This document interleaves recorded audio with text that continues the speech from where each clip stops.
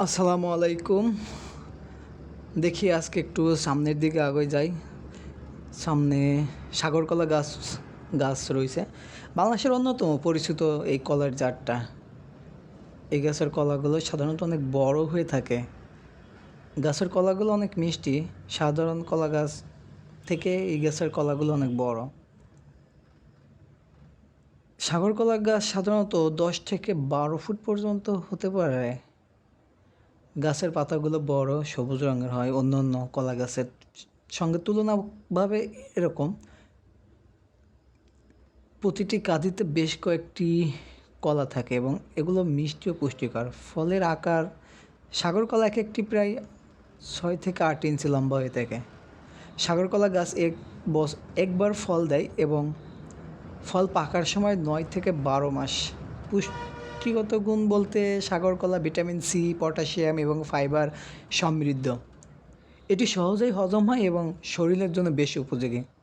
সাগর কলা গাছ সাধারণত উষ্ণ আর্দ্র জলবায়ুতে ভালোভাবে বৃদ্ধি পায়। বাংলাদেশের বিশেষ করে বরিশাল, খুলনা এবং চট্টগ্রাম অঞ্চলে এটি ব্যাপকভাবে চাষ করা হয়। সঠিক পরিচর্যা ও সেচ প্রদান করলে সাগর কলা গাছ থেকে ভালো ফলন পাওয়া যায়। একই জায়গায় অনেকগুলো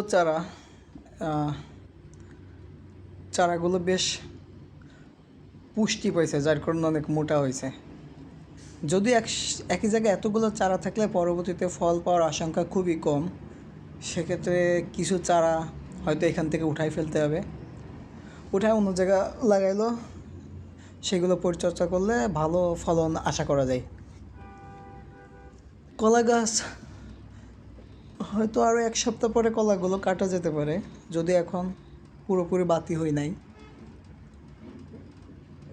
আরেকটা প্রায় বড় হয়েছে, কিছুদিন পর হয়তো ফল ধরবে।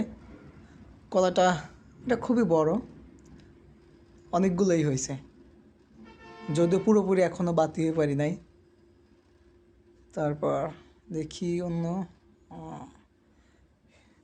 কলার ভরে গাছগুলো প্রায় হেলে পড়ছে।